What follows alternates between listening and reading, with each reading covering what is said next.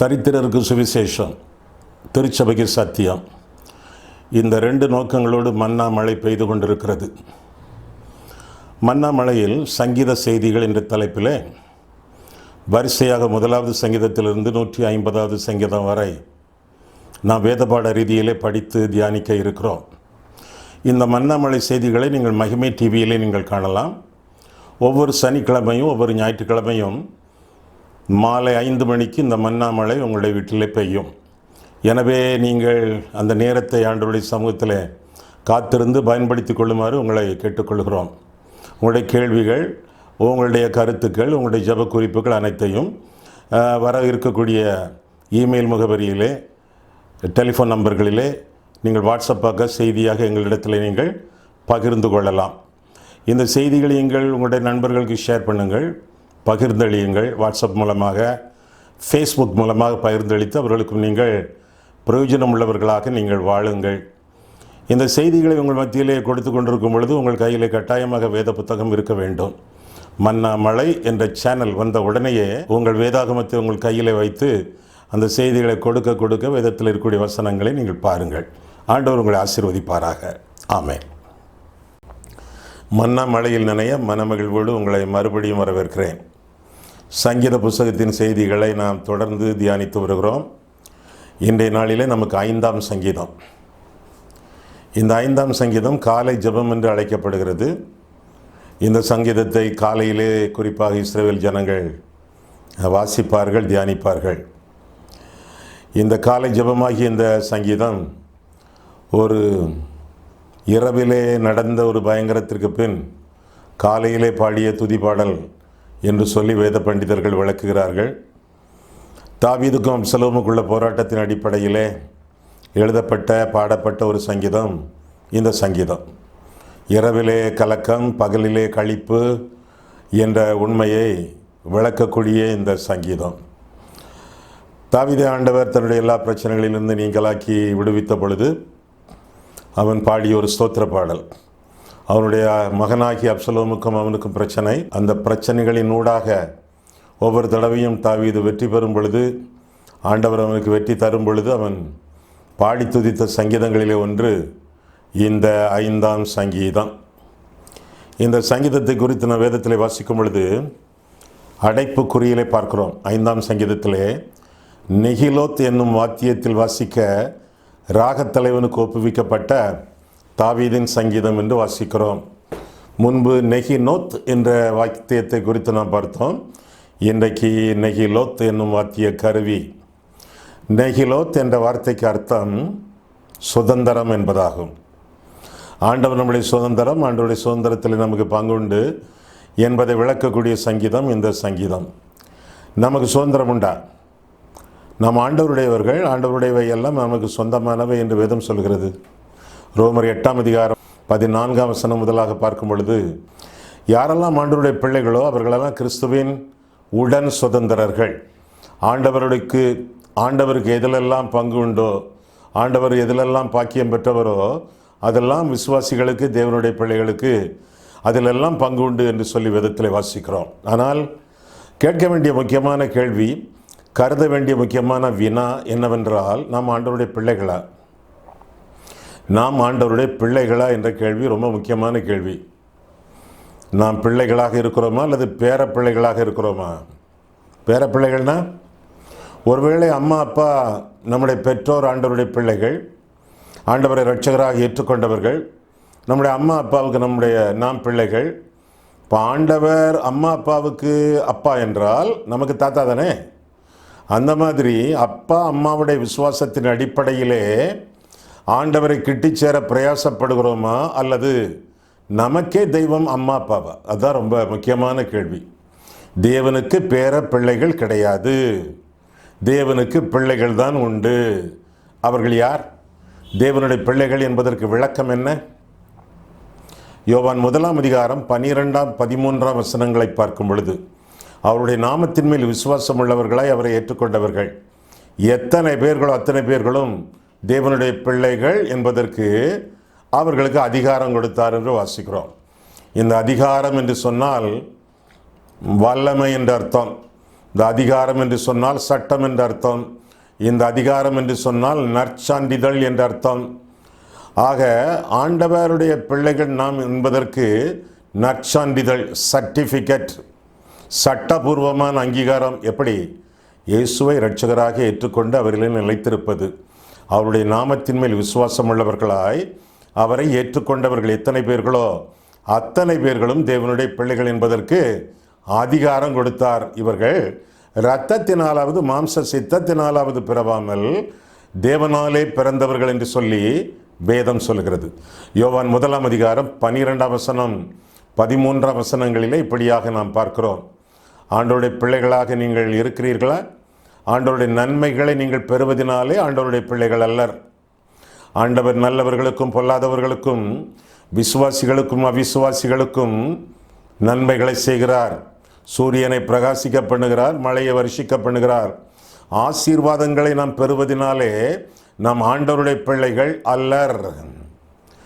ஜெபித்து ஜெபித்து காரியங்களை பலன்களை ஆண்டவரிடமிருந்து பெற்றுக்கொள்வதினாலே நம் ஆண்டவருடைய பிள்ளைகள் அல்லர். யார் ஜெபிச்சாலும் ஆண்டவர் பலன் கொடுக்கிறார். கிறிஸ்தவனோ கிறிஸ்தவன் அல்லாதவனோ ஜெபித்தாலும் ஆண்டவர் பலனை கொடுக்கிறார். ஆண்டவரை அறிந்தவர்கள், ஆண்டவரை அறியாதவர்கள், ஆண்டவரை ஏற்றுக்கொண்டவர்கள், ஆண்டவரை வாழ்க்கைக்கு வெளியே வைத்திருக்கிறவர்கள் யார் ஜெபித்தாலும் அவர் பலன் கொடுக்கிறார். லீதியாள் என்ற ஒரு ஸ்திரியை பற்றி நீங்கள் வாசித்திருக்கிறீர்கள். அப்போஸ்தலர் 16 அதிகாரத்திலே ஜெபம் அவளுக்கு இஷ்டம். பெண்களோடு சேர்ந்து ஜெபிப்பதிலே அவளுக்கு பெரிய நாட்டம். ஜெப வீராங்கனை என்று கூட நாம் சொல்லலாம். ஆனாலும் ஒரு நாள் பவுல் பிரசங்கிக்கும் பொழுதுதான் ஆண்டவர் அவளுடைய இருதயத்தை திறந்தார் என்று சொல்லி வேதம் சொல்லுகிறது. அநேக ஜெப வீராங்கனைகள் அல்லது வீரர்கள் அவர்களை இன்றைய நாட்களிலே பார்க்கும் பொழுது ஜெபிக்கிறார்கள், ஜெபித்த ஆசீர்வாதங்களை பெற்றுக்கொள்கிறார்கள், அற்புதங்களை அடைந்திருக்கிறார்கள். ஆனாலும் இன்னும் தங்களுடைய இருதயங்கள் ஆண்டவருக்காக திறக்கப்படாமலேயே வாழ்ந்து கொண்டிருக்கிறார்கள். இன்றைக்கு இது முக்கியமான கேள்வி. இயேசு கிறிஸ்து உங்களுடைய இருதயத்தில் இருக்கிறாரா இல்லையா? இல்லை என்றால் ஆண்டவரே என்னுடைய இருதயத்தில் வாரும் என்று சொல்லுங்கள், வந்து விடுவார். அவ்வளோதான். கண்டிஷன்லாம் போட மாட்டார், நிபந்தனைகளெல்லாம் கொடுக்க மாட்டார். உன் வாழ்க்கையை நீ சுத்திகரித்துக்கொள், பரிசுத்தமாகு, அதுக்கு பிறகு பார்க்கலாம், அதுக்கு பிறகு தான் நான் வருவேன் என்று ஆண்டவர் சொல்ல மாட்டார். நீ சுத்திகரித்து கொண்டு என்கிட்ட வா என்று ஆண்டவர் சொல்லாமல் நீ சுத்திகரிக்கப்படுவதற்காக என்கிட்ட வா அப்படின்னு சொல்கிறார். உன்னால் உன்னை சுத்திகரிக்க முடியாது, உன்னால் உன்னை பரிசுத்தம் பண்ண முடியாது.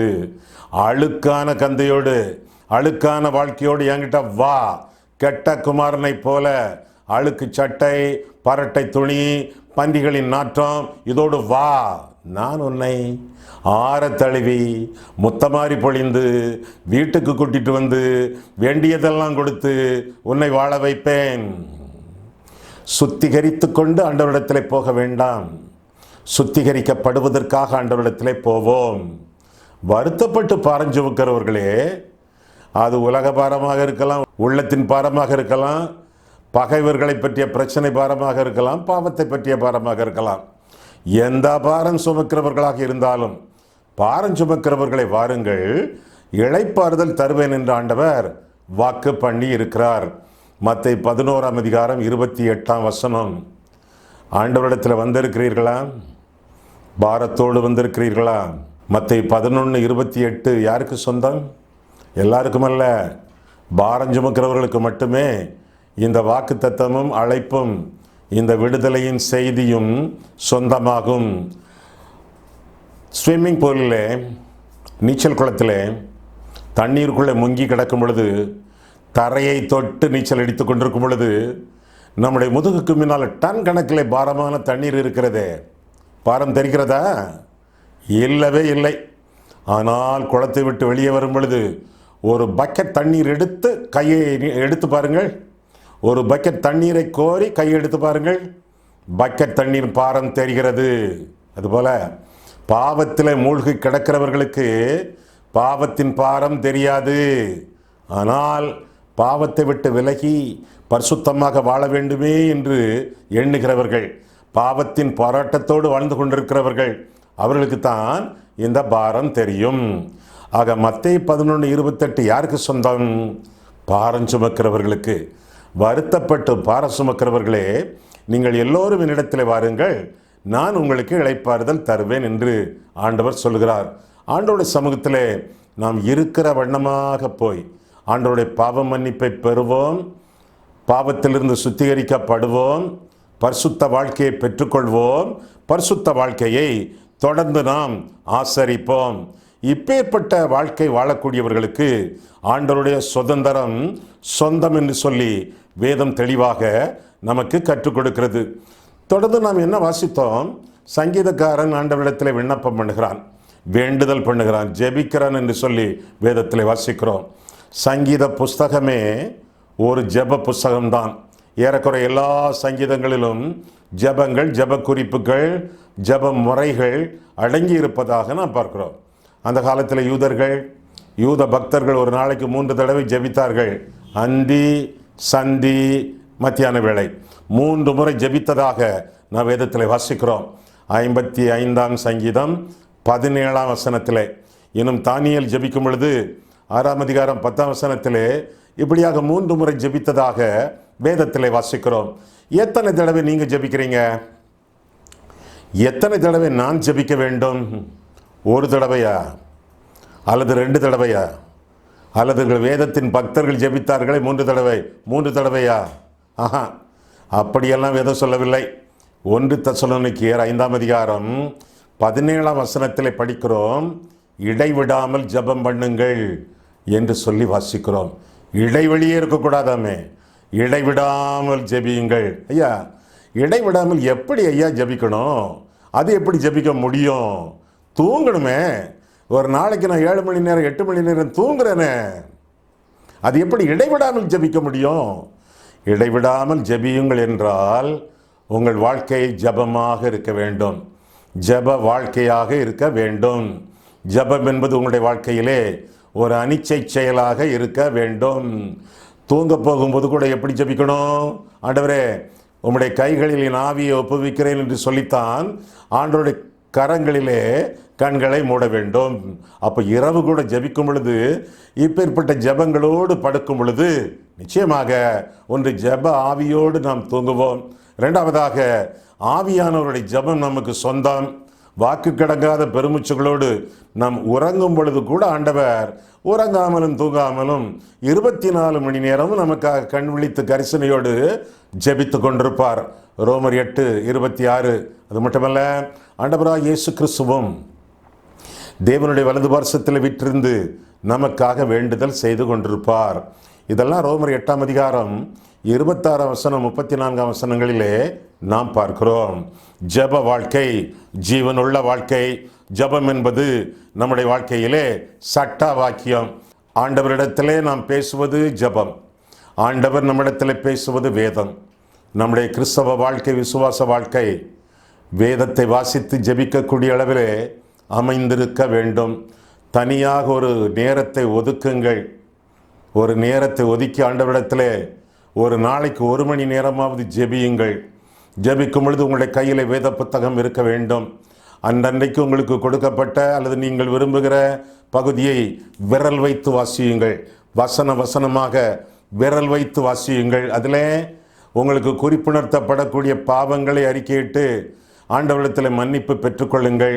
இன்னும் நீங்கள் வாசிக்க கேட்ட பாகத்தில் எந்த இடத்துலையாவது ஆண்டவருடைய சித்தத்திற்கு கீழ்ப்படிய வேண்டியது இருந்தால் கீழ்ப்படியுங்கள்.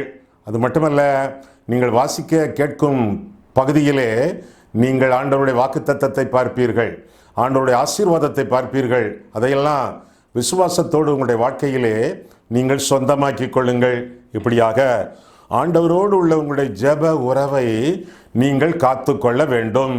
அப்படி இருக்கும் பொழுதுதான் உங்களுடைய வாழ்க்கையிலே கிறிஸ்துவுக்குள்ளான ஆசீர்வாதம் எப்பொழுதும் தங்கும், எப்பொழுதும் பொங்கும் என்பதை அறிந்து கொள்ள கடமைப்பட்டிருக்கிறீர்கள்.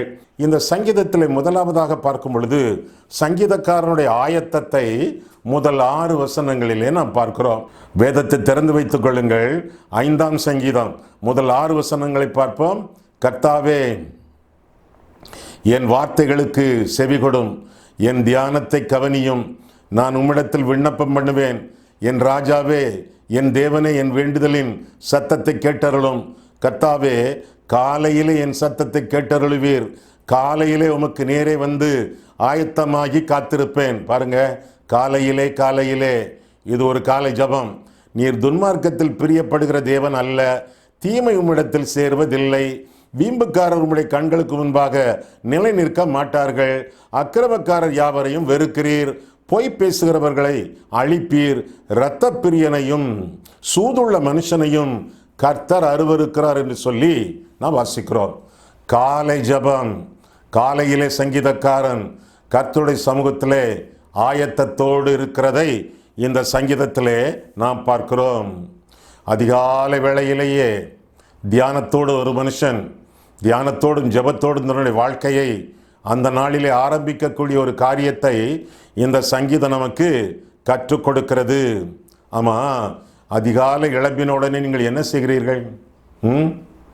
உடனடியாக பல்லை விளக்கி குளித்துவிட்டு ஜபத்தை ஆரம்பியுங்கள். காலையிலே அடுப்பங்கரையில் போய் உடனே காஃபி போட்டு குடிக்க வேண்டும், பிறகு ஏதாவது பகற்கனவு கண்டு கொண்டிருக்க வேண்டும் என்று சொல்லி உங்களையே நீங்கள் ஏமாற்றிக் கொள்ளாதிருங்கள். காலை கர்த்தருடையது. உங்களுடைய இருதயம் அமைதியாக இருக்கும். காலை வேளையிலே உங்களுடைய இருதயம் ஏறக்குறைய ஸ்லேட் போல இருக்கும். அந்த ஸ்லேட்டில் நீங்கள் என்ன எழுதுகிறீர்களோ அந்த நாள் முழுவதும் அந்த ஸ்லேட்டில் எழுதி இது உங்களை நடத்தும். என்ன எழுதுவீர்கள் ஸ்லேட்டில்?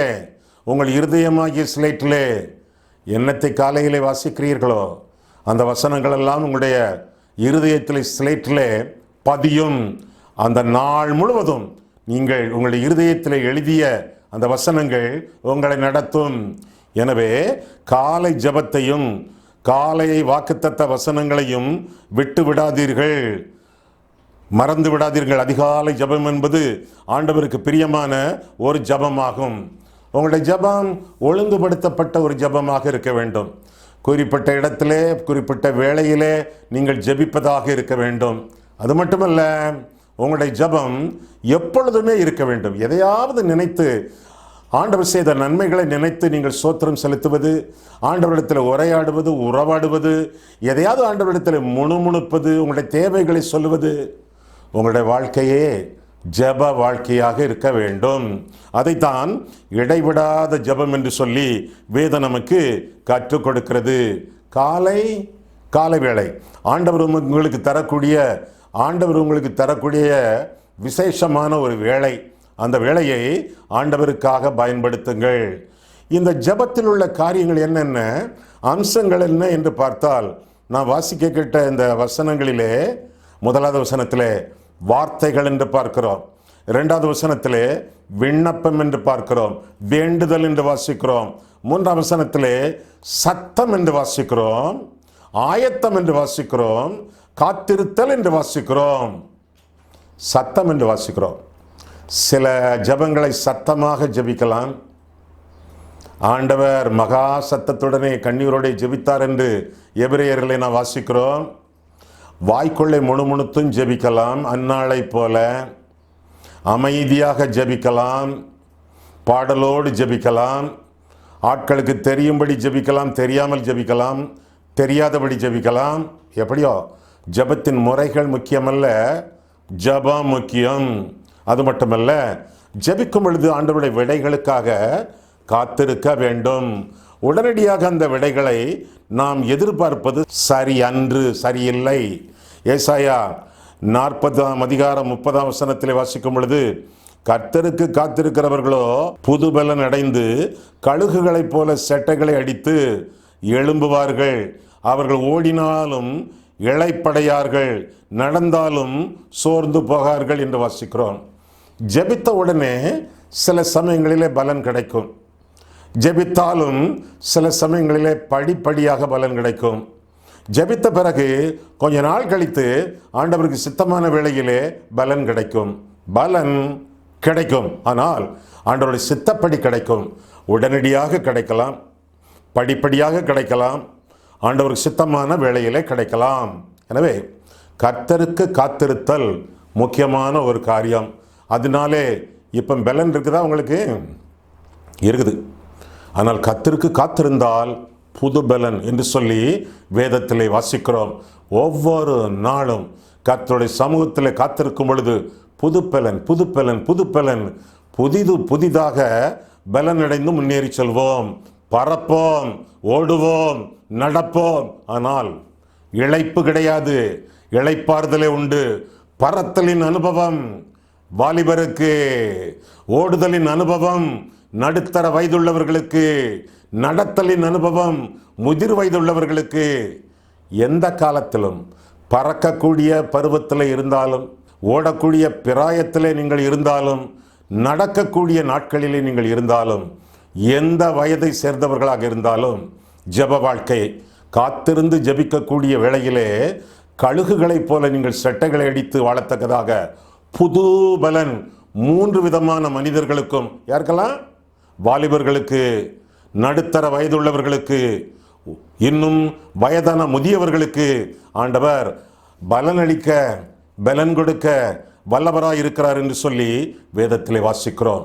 புது பலனோடு வாழ்வதற்கு காத்திருத்தல், கர்த்தருடைய சமூகத்தில் இருத்தல் நல்லது. அம்மாவோடு இருக்க ஆசைப்படுகிறோம், அப்பாவோடு இருக்க விரும்புகிறோம், சகோதர சகோதரிகளோடு நாம் தங்கி இருக்க விரும்புகிறோம், அடிக்கடி அவர்களை காண விரும்புகிறோம். அது மட்டுமல்ல, ஆலயத்தில் நண்பர்களை பார்க்க விரும்புகிறோம், மனைவியோடு அதிகமாக தனித்திருக்க விரும்புகிறோம், பிள்ளைகள் பாசத்தினாலே பொங்கி வழியும் பொழுது அவர்களோடு உரையாட, உறவாட விரும்புகிறோம். மனிதர்கள் இவர்களோடையே அதிக நேரம் செலவழித்து வாழ நாம் விரும்புகிறோம் என்றால், கர்த்தர் நம்மை உண்டாக்கினவர், நம்மை மீட்டவர், நம்மை வழிநடத்துகிறவர், நம்மை வாழ வைக்கிறவர். எல்லாம் இயேசுவே, எனக்கு எல்லாம் இயேசுவே, நம்முடைய எல்லாமுமாய் இருக்கக்கூடிய தெய்வத்திற்கு நாம் எவ்வளவு நேரம் கொடுக்கிறோமோ இல்லையா? எனக்காக நீங்கள் அல்லது என்னோடு கூட நீங்கள் 1 மணி நேரமாவது என்று ஆண்டவர் கேட்கிறாரே. மத்தேயு 26ஆம் அதிகாரத்திலே ஆண்டவருக்குரிய நேரத்தை நீங்கள் உருவாக்குங்கள், ஒழுங்காக ஜெப வாழ்க்கையை நீங்கள் கடைபிடியுங்கள் என்று சொல்லி வேதம் நமக்கு கற்றுக் கொடுக்கிறது. ஆக முதலாவதாக ஆயத்தம், இரண்டாவதாக ஆலயம் என்று சொல்லி இந்த சங்கீதம் நமக்கு 7ஆம் வசனம் முதல் 10ஆம் வசனம் வரை அறிவிக்கிறது. 5ஆம் சங்கீதம் பாருங்கள், 7 முதல். நானோ, முக்கியமான வார்த்தை, மற்றவங்கெல்லாம் எப்படியோ, ஆனால் நானோ உமது மிகுந்த கிருபையினால் உம்முடைய ஆலயத்திற்குள் பிரவேசித்து உமது பரிசுத்த சந்நிதிக்கு நேரே பயபக்தியுடன் பணிந்து கொள்ளுவேன் என்று சொல்லி நாம் பார்க்கிறோம். நானோ ஆலயத்திற்குள் வந்து இந்தந்த காரியங்களை எல்லாம் நான் செய்வேன். மற்றவர்கள் எப்படி ஆண்டவரோடு வாழ்கிறார்களோ அது எனக்கு தெரியாது. ஆனால் நான் வித்தியாசமானவன், வேறுபட்டவன், பிரித்தெடுக்கப்பட்டவன். நானோ என்ன செய்வேன் என்று சொல்கிறான்? பரிசுத்தமான வாழ்க்கை வாழ்வேன், பிரித்தெடுக்கப்பட்ட வாழ்க்கை வாழ்வேன் என்று குறிப்பிடுகிறான். நான் பரிசுத்தராய் இருக்கிறது போல நீங்களும் பரிசுத்தராய் இருங்கள் என்று ஆண்டவர் திருமணம் பற்றினாரே. சேனைகளின் கர்த்தர் பரிசுத்தர், பரிசுத்தர், பரிசுத்தர் என்று சேராபீன்களில் ஒருவன் சொன்னானே, அதுபோல பரிசுத்தரை வழிபடக்கூடிய நான் பரிசுத்தராய் இருக்கிறது போல நீங்களும் பரிசுத்தராய் இருங்கள் என்று கர்த்தர் சொன்னாரே. அப்பேற்பட்ட பரிசுத்த வாழ்க்கையை நாம் வாழ வேண்டும் என்று சொல்லி 1 பேதுரு 1ஆம் அதிகாரம் 15ஆம் 16ஆம் வசனங்களிலே பார்க்கிறோம். இன்னும் 4ஆம் வசனம் முதல் 6ஆம் வசனம் வரை பார்க்கும் பொழுது சில காரியங்களை கர்த்தர் வெறுக்கிறார். என்னத்தை எல்லாம் வெறுக்கிறார்? துன்மார்க்கத்தை வெறுக்கிறார், தீமையை வெறுக்கிறார், வீம்புகளை வெறுக்கிறார், அக்கிரமத்தை வெறுக்கிறார், பொய் உதடுகளை வெறுக்கிறார், இரத்த பிரியர்களை வெறுக்கிறார், சூதுள்ள மனுஷனை வெறுக்கிறார். இந்த பாவங்களெல்லாம் நம்மை விட்டு நீங்கும் என்றால்தான் பரிசுத்த வாழ்க்கையை நாம் கடைபிடிக்கிறோம் என்று அர்த்தமாகும். தேவன் வெறுக்கிற காரியங்களை நாம் வெறுத்து தேவன் விரும்புகிற காரியங்களை நாம் விரும்ப வேண்டும். ஆண்டவர் விரும்பக்கூடிய காரியங்கள் என்ன? நானோ என்று சங்கீதக்காரன் சொல்கிறான். நானோ 7ஆம் வசனம். அவன் விரும்புவது என்ன? 1 பிரவேசம். நான் ஆண்டவருடைய ஆலயத்திற்குள்ளே பிரவேசிப்பேன், ஆராதனையை நான் அலட்சியம் பண்ண மாட்டேன். கர்த்தருடைய ஆலயத்துக்கு போவோம் என்று அவர்கள் எனக்கு சொன்ன பொழுது நான் மகிழ்ச்சி அடைந்தேன் என்று சங்கீதக்காரனை போல ஆலய வழிபாடுகளை அலட்சியம் பண்ண மாட்டார்கள். 1 பிரவேசம், 2 பரிசுத்தம். அவர் பரிசுத்தராய் இருக்கிறது போல நானும் பரிசுத்தனாய் இருப்பேன். நானோ பரிசுத்தனாய் இருப்பேன். மூன்றாவதாக பயபக்தியோடு வாழ்வேன், பயபக்தியோடு ஜீவிப்பேன் என்று சங்கீதக்காரன் சொல்கிறான். நானோ வித்தியாசமான வாழ்க்கை. எப்படிப்பட்ட வாழ்க்கை? பிரவேசிக்கும் வாழ்க்கை, பரிசுத்த வாழ்க்கை, பயபக்தியின் வாழ்க்கை. இந்த வித்தியாசமான வாழ்க்கை வாழ தன்னை ஒப்பு கொடுத்து வாழ்ந்தவன் சங்கீதக்காரன் என்று சொல்லி வேதம் நமக்கு தெளிவாக கற்றுக் கொடுக்கிறது. ஆக இப்பேற்பட்ட காரியங்களை நம்முடைய வாழ்க்கையில் நாம் கடைபிடித்து முன்னேறி செல்ல வேண்டியது நம்முடைய கடமை. மூன்றாவதாக இன்னொரு வார்த்தையும் பார்ப்போமே. முதலாவதாக ஆயத்தான், இரண்டாவதாக ஆலயம், மூன்றாவதாக ஆசீர்வாதம் என்று சொல்லி அடுத்த வசனங்களில் இருந்து பார்க்கிறோம். 5ஆம் சங்கீதத்திலே பார்க்கும் பொழுது அடுத்த வசனங்களில் இருந்து நான் வாசிக்கையிலே 8ஆம் வசனம் முதல், கர்த்தாவே என் சத்துருக்களின் நிமித்தம் என்னை உம்முடைய நீதியிலே நடத்தி எனக்கு முன்பாக உம்முடைய வழியை செவ்வைப்படுத்தும். அவர்கள் வாயில் உண்மை இல்லை, அவர்கள் உள்ளம் கேடுபாடு உள்ளது, அவர்கள் தொண்டை திறக்கப்பட்ட பிரேதக்குழி, தங்கள் நாவினால் இச்சகம் பேசுகிறார்கள்.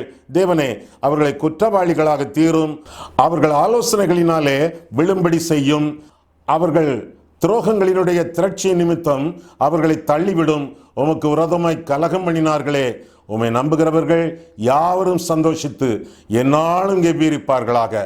நீர் அவர்களை காப்பாற்றுவீர். உம்முடைய நாமத்தை நேசிக்கிறவர்கள் உம்மில் களி கூறுவார்களாக. கர்த்தாவே, நீர் நீதிமானை ஆசீர்வதித்து காருண்யம் என்னும் கேடகத்தினால் அவனை சூழ்ந்து கொள்ளுவீர் என்று நாம் வேதத்திலே வாசிக்கிறோம். ஆண்டவர் காப்பாற்றுகிறவர், காருண்யத்தை கொடுக்கிறவர், கேடகமானவர்.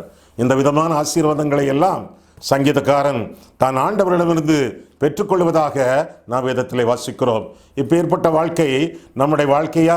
இப்பேற்பட்ட வாழ்க்கைக்கு நம்முடைய வாழ்க்கையை நாம் ஆயத்தப்படுத்தி ஆண்டவருடைய சமூகத்திலே ஒப்பு கொடுத்திருக்கிறோமா?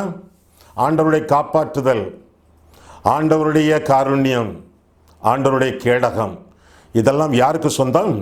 11ஆம் வசனத்தை பார்க்கும் பொழுது அவரை நம்புகிறவர்கள், அவரை நேசிக்கிறவர்கள், இதெல்லாம் இப்படிப்பட்டவர்களுக்கு சொந்தம். ஆண்டவரை நம்பி ஆண்டவரை நேசித்து வாழும் பொழுது இந்த ஆசீர்வாதங்கள் எல்லாம் நமக்கு சொந்தமாக அமையும். கர்த்தர் உங்களை ஆசீர்வதிப்பாராக. கண்களை மூடுவோம், கர்த்தரை பார்ப்போம். அன்புள்ள ஆண்டவரே, உம்முடைய வசனங்களை ஆராயவும் எங்கள் வாழ்க்கையை ஆராயவும் உம்முடைய சமூகத்தில் எங்களை வழிநடத்தி இந்த செய்தியை கேட்க ஆண்டவர் எங்களை ஆயத்தப்படுத்தின தயவுக்காக உமக்கு ஸ்தோத்திரம். எப்பொழுதும் உம்முடைய சமூகத்தில் நாங்கள் ஆயத்தமாக விளங்கவும், ஆலய ஆராதனைகளுக்கு முன்னுரிமை கொடுக்கவும், உம்முடைய ஆசீர்வாதங்களாகிய நீர் காக்கக்கூடிய உம்முடைய காப்பாற்றுதலையும் உம்முடைய காருண்யத்தையும் உம்முடைய கேடகத்தையும் எங்களுடைய வாழ்க்கையிலே நாங்கள் வாங்கி உம்முடைய சட்டங்களின் மறைவிலே எப்பொழுதும் ஆசீர்வாதத்தோடு அமைதலோடு ஜீவிக்க கிருபை செய்யும். இந்த ஜெபத்தின் விண்ணப்பங்களுக்காக, இவற்றிற்கு நீர் பலனளிக்கப் போவதற்காக உமக்கு ஸ்தோத்திரம். இயேசு கிறிஸ்துவின் நாமத்தில் ஜெபிக்கிறோம் பிதாவே, ஆமேன்.